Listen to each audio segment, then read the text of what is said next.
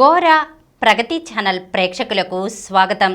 ఈరోజు మనం గాంధీజీ ఇప్పుడు ఉండుంటే ఏమని చెప్పేవారు అనే అంశం గురించి తెలుసుకుందాం. దేశానికి స్వాతంత్ర్యం వచ్చి 76 ఏళ్ళు. గతేడాది స్వాతంత్ర్య అమృతోత్సవాలు కూడా ఘనంగా జరుపుకున్నాం. మరి మనం స్వాతంత్ర్యోద్యమ లక్ష్యాలను సాధించామా? కనీసం ఆ దిశగా సాగుతున్నామా? ఆ పరిశీలన స్వయంగా గాంధీజీ చేస్తే ఎలా ఉంటుంది? ఇప్పటి స్థితిగతులను చూసి ఆయన ఏమంటారు, ఎలా వ్యాఖ్యానిస్తారు? ఆ విషయాలను గురించి ఇప్పుడు మనం తెలుసుకుందాం. 76 ఏళ్ల స్వాతంత్ర్యం అన్న మాట వింటుంటేనే నా మనసు పులకించిపోతోంది. ఎక్కడి నుంచి ఎక్కడి దాకా పయనించాం? ఎన్నెన్ని ఆటంకాలు, అవరోధాలు దాటి వచ్చాం? ఎన్నెన్ని త్యాగాలు, బలిదానాలతో ఎక్కడి దాకా వచ్చాం? దేశ ప్రజలు మన ప్రాణాలను ఎదురొడ్డి సాధించుకున్న స్వాతంత్ర్యం ఇది. స్వాతంత్ర్యాన్ని అనుభవిస్తూ స్వాతంత్ర్యం గురించి మాట్లాడుకోవటం వేరు. స్వేచ్ఛ స్వాతంత్ర్యాలు లేని కటిక చీకటిని అనుభవించి స్వాతంత్ర్యమనే వెలుగును ఆస్వాదించడం వేరు. స్వాతంత్ర్య పోరాటం జరిగి 4-5 తరాలు గడిచిపోయాయి. మీలో చాలామందికి ప్రత్యక్ష అనుభవం ఉండే అవకాశమే కాదు. ఇలా అనుభవం ఉన్నవారి అనుభవాలను విన్న అవకాశం కూడా ఉండి ఉండదు. పైగా కొత్త రకాల చదువులు మొదలై చరిత్రను చదివే తెలుసుకునే అవసరం కూడా లేకుండా పోయింది. వాట్సాప్లో, ఇతర సామాజిక మాధ్యమాల్లో చలామణి అవుతున్న అడ్డగోలు రాతలే ఇప్పుడు చరిత్రగా మారిపోతోంది. ఇది ప్రమాదకర పరిణామం. చరిత్రను వక్రీకరించటం అంటే మనల్ని మనం అవమానించుకోవటం, మన వీరుల, యోధుల అసమాన త్యాగాలను విస్మరించటం, మన స్వాతంత్ర్య సమరం అందించిన అపూర్వ వారసత్వాన్ని మర్చిపోవడం, స్వాతంత్ర్య సమరయోధుల స్ఫూర్తికి ద్రోహం చేయడం. ఏ చరిత్ర వర్తమానాన్ని తేజోవంతం చేయదు, కానీ ఆ చరిత్ర సారాంశం వర్తమానాన్ని చక్కదిద్దుకోవటానికి చక్కని అవకాశం అవుతుంది, గొప్ప తోడ్పాటుని ఇస్తుంది. గతంలోనే అంతా ఉందనుకోవడం ఎంత భ్రమ అవుతుందో, అసలు గతమే వద్దనుకోవడం అంత అజ్ఞానమవుతుంది. అందుకనే ఒకసారి నేను నడయాడిన రోజుల్లోకి తొంగి చూద్దాం. వర్తమానానికి వర్తింపచేస్తూ మాట్లాడుకుందాం. గుజరాత్లోని పోర్బందర్లో 1869 అక్టోబర్ 2వ తేదీన నేను పుట్టాను. పుట్టుకతోనే అర్భకుడిని. ఎందుకనో చిన్నప్పటి నుంచి సిగ్గు ఎక్కువ. ఎవరితోనన్నా మాట్లాడాలంటే భయం. పాఠశాల రోజుల్లో కూడా తన తోటి పిల్లలతో స్నేహం చేయడం, కలిసిమెలిసి ఆడుకోవడం బహు తక్కువ. అలాంటి నేను స్వాతంత్ర్య ఉద్యమంలో పాల్గొనడం, కోట్లాది మంది ప్రజలతో మాట్లాడడం ఒక అద్భుతమే కదా. పుట్టుకతోనే ఎవరూ ఏమీ కారు. పరిస్థితులే మనుషులను మారుస్తాయి. గాలివాటును కొట్టుకుపోవడం కాకుండా ఎదురైన పరిస్థితులను అర్థం చేసుకుని వాటికి ఎదురీదితే మనం గట్టిపడతాం, పరిస్థితులకు అనుగుణంగా మారిపోతాం. నిజానికి ప్రజలతో మమేకమై పనిచేయడం అన్నిటికన్నా పెద్ద విద్య. ప్రజల గుండె చప్పుళ్లను వినగలిగితే, వాటిని మన మనసులో లయం చేసుకోగలిగితే మనం మారి తీరుతాం.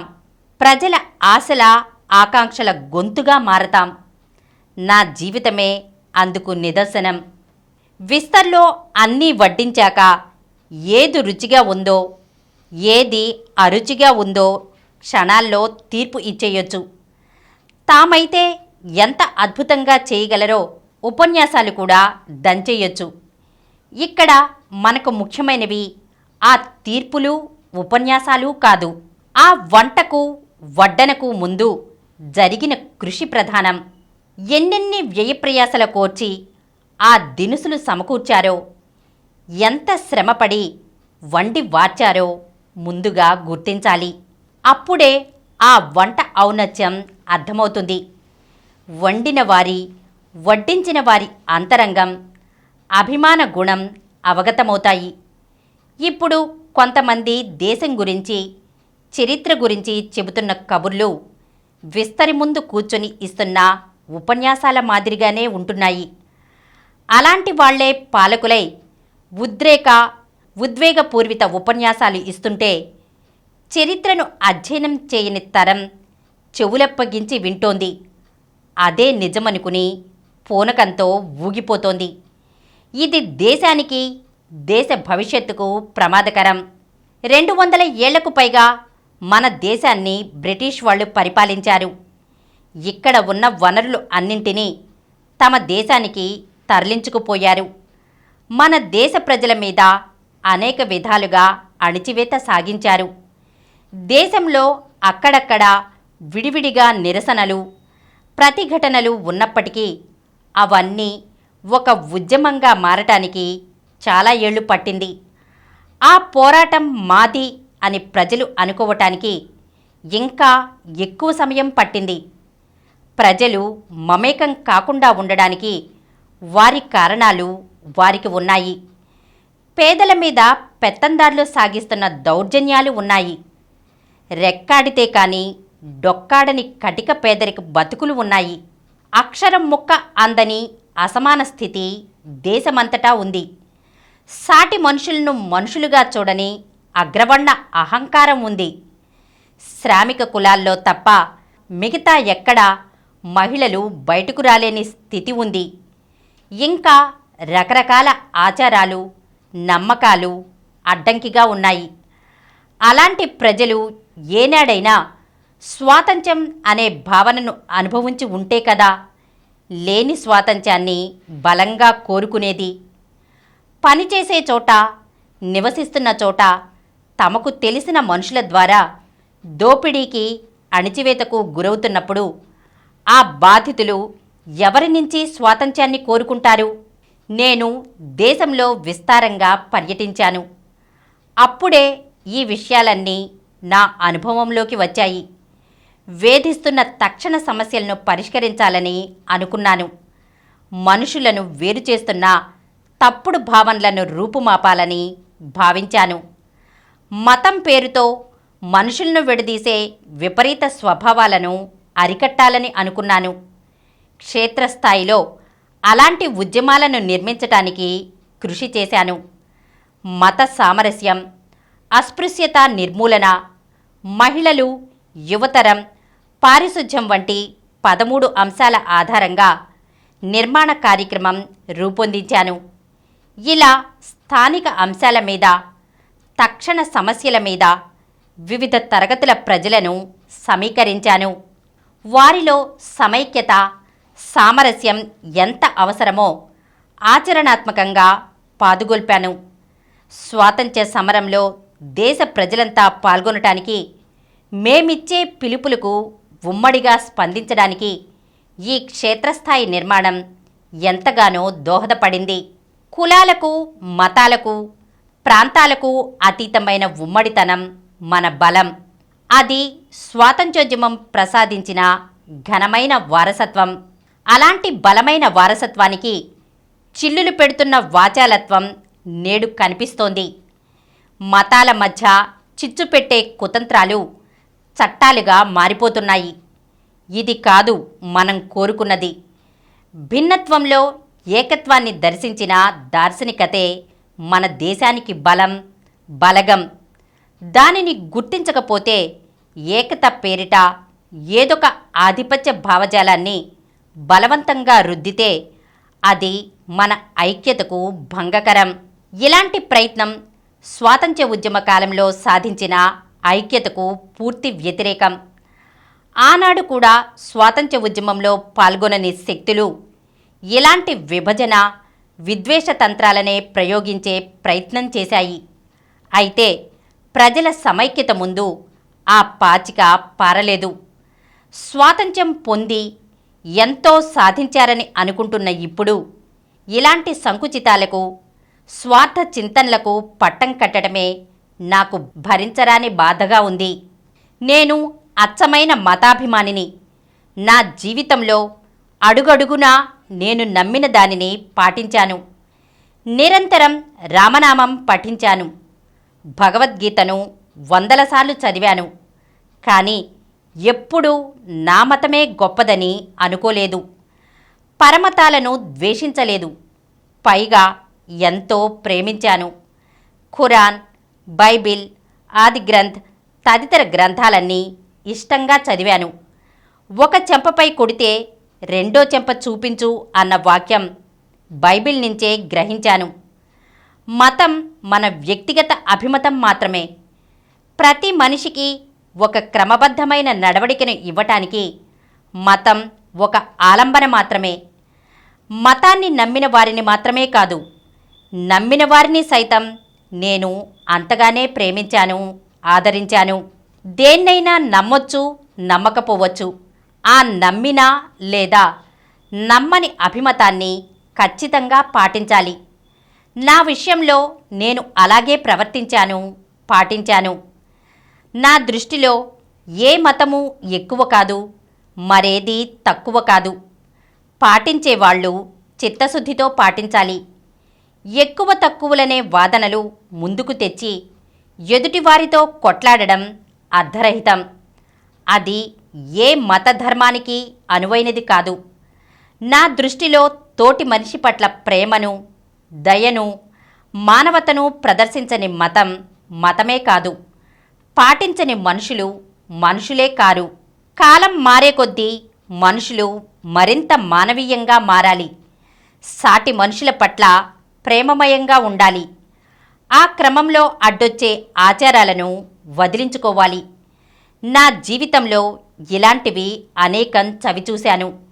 నేను న్యాయ విద్య చదవటానికి ఇంగ్లాండ్ వెళుతున్నప్పుడు మా ఊళ్ళో మా కులం వారి నుంచి తీవ్ర అభ్యంతరం ఎదురైంది. నేను అప్పుడు ఇంగ్లాండ్ వెళ్ళడానికి సన్నాహాల్లో ఉన్నాను. ఒకరోజు కుల పెద్దల నుంచి రమ్మని పిలుపు వచ్చింది. ధైర్యంగా వెళ్ళి నిలుచున్నాను. సముద్రం దాటడం సనాతన ధర్మానికి విరుద్ధం. మన కులం నుంచి ఇప్పటి వరకు ఇలాంటి ధర్మవిరుద్ధమైన పని ఎవరూ చేయలేదు. నువ్వు వెళ్ళటానికి వీల్లేదు అని కులపెద్దలు చెప్పారు. నేను చదువుకోవటానికి వెళుతున్నాను. అక్కడ ధర్మవిరుద్ధమైన పనులేవీ చెయ్యను. మద్యం ముట్టనని, మాంసం తిననని మా అమ్మకు మాటిచ్చాను. ఆ మాట ఖచ్చితంగా పాటిస్తాను అని చెప్పాను. అసలు సముద్రం దాటడమే శాస్త్రసమ్మతం కాదని వారు వాదించారు. నేను వెళ్ళక తప్పదని చెప్పాను. అయితే నీ ఇష్టం అన్నారు.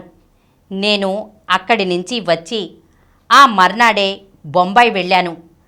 అటు నుంచి ఓడ మీద ఇంగ్లాండ్కు ప్రయాణమయ్యాను. నేను అలా వెళ్ళటాన్ని సమర్థించి సహాయపడిన వారు కూడా ఉన్నారు. సముద్రం దాటడం ధర్మవిరుద్ధం అని చెబితే ఇప్పుడు మీరంతా నవ్వుతారు. కొన్ని ఆచారాలు అంతే. మన ప్రగతికి అడ్డుపడితే వాటిని వదిలించుకుంటాం. మొదట్లో చాదస్తులు వద్దని వాదిస్తారు. ముందుకు వెళ్లాల్సిన వారు వాటిని దాటుకుని వెళతారు. కాలం ఎప్పుడూ మార్పు వెనకాలే ఉంటుంది. మహిళలకు సంబంధించి కూడా ఇలాంటి నమ్మకాలు, ఆచారాలు అప్పట్లో అమల్లో ఉండేవి. పరదాల చాటున చాలామంది మహిళలు మగ్గాల్సి వచ్చేది. నేను దానిని బలంగా వ్యతిరేకించాను. మహిళలు లేనిదే స్వాతంత్ర్య పోరాటం లేదు. వారు ఇంటిని దాటి ఉద్యమంలోకి ఉరికినప్పుడే పోరాటానికి బలం వచ్చింది. ఆనాడు మహిళలు ఆంక్షల కంచెలను దాటి బయటకు వచ్చారు. తమ ఆభరణాలను స్వచ్ఛందంగా విరాళంగా ఇచ్చారు. లాఠీ దెబ్బలు తిన్నారు. జైళ్లలో మగ్గారు. భర్తలు జైలుపాలైతే ధైర్యంగా కుటుంబాలను సాకారు. కొంతమంది తల్లులు జైళ్లలోనే బిడ్డలను కన్నారు. నానా ఇబ్బందులు పడ్డారు. సాంప్రదాయ సంఖ్యల మధ్య వారు ఇంటికే పరిమితమై ఉంటే ఆ రోజు వారి గురించి చెప్పుకోవటానికి ఏముంటుంది? సమాజంలో సగంగా ఉన్న స్త్రీలు ఇంకా ఎదగాలి. అన్నిటా సాధిస్తున్న విజయాలను చూస్తుంటే ఆనందం కలుగుతోంది. అదే సందర్భంగా ఇప్పటికీ మహిళల మీద ఇన్నిన్ని అకృత్యాలు జరుగుతున్నాయని తెలిసి మనసు రగిలిపోతోంది. మహిళలను ఇప్పటికీ ఇంటికే పరిమితం చేసే సూక్తులు వినిపిస్తున్న వారిని చూసి వెగటు పుడుతోంది. అర్ధరాత్రి వేళ మహిళ ఒంటరిగా, స్వేచ్ఛగా, ధైర్యంగా నడివీధిలో తిరుగాడే రోజు వచ్చినప్పుడే నిజమైన స్వాతంత్ర్యం సిద్ధించినట్లు అని అప్పట్లో అన్నాను. స్వాతంత్ర్యానికి అమృతోత్సవాలు జరుగుతున్నా అదింకా సాధ్యం కాలేదు. పైగా పట్టపగలైన భద్రత లేని స్థితిలో స్త్రీలు ఉండటం చాలా చాలా బాధాకరం. చట్టసభల్లో 33% రిజర్వేషన్లు ఇప్పుడు ఆమోదించినందుకు సంతోషించాలో, 2029 వరకు అమల్లోకి రాని స్థితికి బాధపడాలో నాకు అర్థం కావడం లేదు. సమాజంలో ఎవరి ఆహారపు అలవాట్లు వారివి. వాటిని మనం గౌరవించాలి. మనకు ఇష్టం లేనిది మనం తినం. అంత మాత్రాన దానిని ఇతరులు తినరాదని తీర్మానించడం పరమ తప్పు. నేను ఇంగ్లాండ్ వెళ్ళినప్పుడు తొలుత ఆహారపు సమస్యే ఎదురైంది. నేను శాకాహారిని. పైగా ఎట్టి పరిస్థితుల్లోనూ మాంసం ముట్టనని అమ్మకి వాగ్దానం చేశాను. ఓడ ప్రయాణంలోనే నాకు తిండి ఇక్కట్లు మొదలయ్యాయి. మాంసం తినటం తప్పనిసరి అని తోటి ప్రయాణికులు ఒప్పించే ప్రయత్నం చేసినా నేను ఒప్పుకోలేదు. మాంసం కలిసిన ఏ పదార్థాన్ని తినకూడదని అనుకోవటం వల్ల ఇంగ్లండ్లో అనేక ఇబ్బందులు పడ్డాను. చాలాసార్లు తిండి ఉండేది కాదు. ఒక మిత్రుడు ఒకసారి నా చేత ఎలాగైనా మాంసాహారం తినిపించాలని అనుకున్నాడు. శరీరానికి మాంసాహారం ఎంత అవసరమో లెక్కలతో సహా చెప్పే ప్రయత్నం చేశాడు. అప్పుడు నేను చెప్పాను, మిత్రమా, నేను మాంసాహారానికి వ్యతిరేకం కాదు, అవసరం లేదని చెప్పను. నీ మాటలతో పూర్తిగా ఏకీభవిస్తాను. కానీ నేను తినను. ఎందుకంటే నేను తిననని మా అమ్మకు మాటిచ్చాను. ఆ మాటను ఖచ్చితంగా పాటిస్తాను అని చెప్పాను. ఆ మిత్రుడు నన్ను అర్థం చేసుకున్నాడు. ఆ తర్వాత ఎప్పుడూ మాంసాహారం గురించి మాట్లాడలేదు. తోటి మనుషుల ఆహారపు అలవాట్లను గౌరవించటం అంటే అదే. ఇప్పుడు దేశంలో కేవలం ఆహారపు అలవాట్ల కారణంగానే కొంతమందిని తక్కువగా చూడటం దారుణం. వారు సమాజానికి హాని చేస్తున్నట్లుగా ప్రచారం చేసి ప్రాణాలు తీయడం మరీ ఘోరం. నేను ఎప్పుడూ అలాంటి అమానవీయ ఆధిపత్య ధోరణులను సహించలేదు. ఒకసారి ఖిలాఫత్ ఉద్యమం గురించి ముస్లింలు సభ జరుపుతూ హిందువుల సహాయం కోరారు. ఆ సభకు సంబంధించి నాకు ఆహ్వానం అందింది. ఆ సభలో పాల్గొనే ముస్లిమేతర ప్రతినిధులు గో సంరక్షణ డిమాండ్ను ప్రస్తావించాలని, ముస్లింలు అంగీకరిస్తేనే వారి ఉద్యమానికి మద్దతు ఇవ్వాలని ఆ కరపత్రంలో రాసి ఉంది. నేను దానితో విభేదించాను.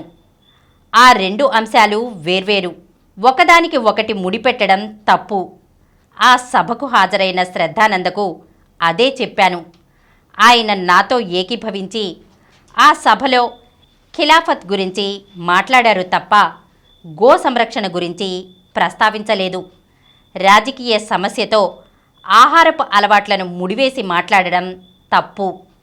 విశాల ప్రాతిపదికన ప్రజలను ఐక్యం చేయటానికి నేను భిన్నత్వాన్ని గౌరవించాను. ఏకత్వాన్ని సాధించే ప్రయత్నం చేశాను.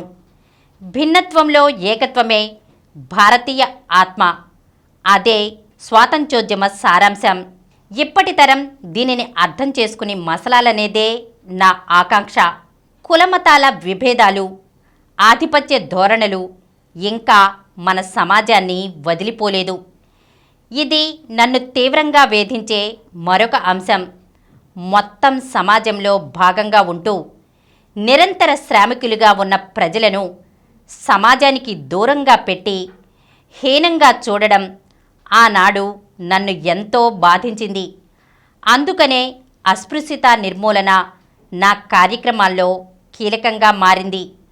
అనేక సామాజిక కార్యకలాపాల్లో వారిని భాగస్వాముల్ని చేయటానికి ఎంతో కృషి చేశాం. భూస్వాముల్లో పెత్తందారుల్లో హృదయ పరివర్తన ద్వారా అంటరానితనం పోవాలని నేను పరితపించాను. ఆ పేదలకు సొంత భూమి ఉండడం ద్వారా, ఆ భూమిపై సొంతంగా బతకడం ద్వారా వారు గౌరవస్థితిని సాధిస్తారని కమ్యూనిస్టులు పోరాడారు. స్వాతంత్ర్యం తర్వాత కొంత మార్పు వచ్చినా ఆధిపత్య ధోరణులు మాత్రం తగ్గలేదు. దళిత పిల్లవాడు నీటికుండను ముట్టుకున్నాడని ఒక ఉపాధ్యాయుడే చావచితకబాదడం ఎంత దుర్మార్గం! ఆవు చర్మాన్ని ఒలిచిన దళితులపై దాడులు చేయడం ఎక్కడి నాగరిక లక్షణం? విచారకరం ఏమిటంటే ఇలాంటి అగత్యాలకు పాలక పెద్దల ఆశీస్సులు పుష్కలంగా లభించడం. ఇలాంటి స్థితి దేశంలో వేళ్ళూనుకుని ఉందంటే ఇక మన స్వాతంత్ర్యానికి అర్థం ఏముంది? ఇంకా మేము ఆనాడు కోరుకున్న సమాజం ఇంకా సాకారం కానేలేదు. పరిశ్రమలు, గ్రామ స్వరాజ్యం, స్వపరిపాలన, స్త్రీలకు స్వాతంత్ర్యం, అందరికీ ఆదరువునిచ్చే విద్య, గ్రామ పారిశుధ్యం వంటివి ఇప్పటికీ సంపూర్ణం కాలేదు. పైగా ప్రభుత్వం నెలకొల్పిన పరిశ్రమలను సంపన్నులకు ధారాదత్తం చేస్తున్నారు. ప్రగతి గురించి, ప్రజల సమస్యల గురించి మాట్లాడడం మానేసి అవసరం లేని మతోన్మాదాలు, భావోద్వేగాలు రెచ్చగొడుతున్నారు. గతం అంతా గొప్పది అంటూ సాధించిన ప్రగతిని, సమైక్య భారత వారసత్వాన్ని అపహాస్యం చేస్తున్నారు. దేశాన్ని ఈ పరిస్థితిలో చూస్తుంటే మనసు కకావికలం అవుతోంది. ఇదేనా స్వాతంత్ర్య ఫలితం అని నిర్వేదం కలుగుతోంది. అందుకనే నవతరం మేల్కోవాలి. స్వాతంత్ర్య ఉద్యమం ఎలా నిర్మితమైందో, ఎలా సాగిందో, ఎన్నెన్ని త్యాగాలు, బలిదానాలు చేసిందో, ఏ ఏ ఆశల, ఆకాంక్షల ఫలితంగా స్వాతంత్ర్యం వచ్చిందో చరిత్రను అధ్యయనం చేయాలి. నవోన్మేష సమైక్య సమతా భారతిని నిర్మించుకోవాలి. ఏ జాతి, ఏ దేశము ఉన్మాదాల మీద, ఉద్రేకాల మీద నిర్మాణం కాదు. ఆలోచన, ఆచరణల మేలిమి కలయిక మన పునాది. మనది త్యాగాల వారసత్వం, సామరస్య వారసత్వం. మనది సమతా మానవతా భావాల సమ్మిళిత ప్రగతితత్వం. ఆ దిశగా సాగాలనేదే నా ఆశ, ఆకాంక్ష. సాగుతారు కదూ, సాధిస్తారు కదూ. ఈరోజు మనం గాంధీజీ ఇప్పుడు ఉండుంటే ఏమని చెప్పేవారు అనే అంశం గురించి తెలుసుకున్నాం కదా. మరొక అంశంతో మళ్ళీ కలుద్దాం.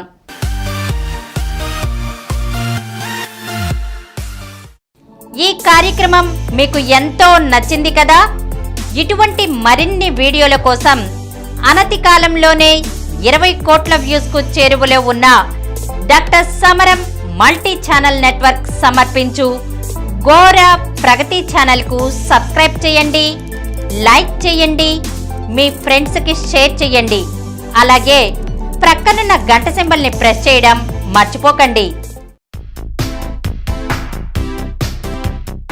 Please download Samaram Multi-Channel app and watch your favorite channels from your mobile. App available on Google Play Store and subscribe to the channels.